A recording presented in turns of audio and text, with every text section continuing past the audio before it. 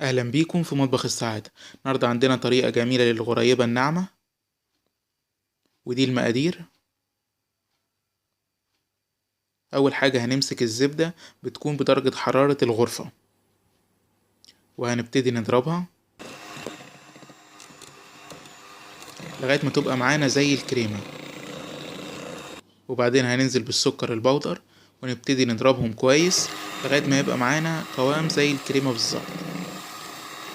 وبعدين عندنا بياض بيضة عليه رشة الفانيليا، سواء السايلة أو فانيليا السكر، ونبتدي نضربهم كويس لغاية ما تدوب تماما بياض البيض مع الزبدة والسكر، وهي بتكون زي الكريمة تماما.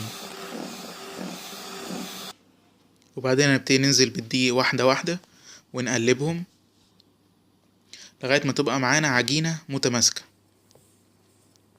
ونبتدي نعجنهم وبتكون معانا طرية بنفس الشكل ده كده. وبعدين نبتدي نكورها ونحطها في صينية بتكون مدهونة خفيف بالزيت وممكن ورق زبدة.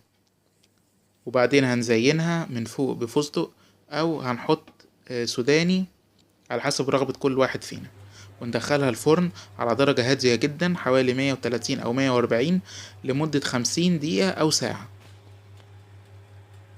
وفي النهاية ده شكلها، بتكون لونها أبيض وجميل ومفيهاش أي شقوق وناعمة جدا ومرملة.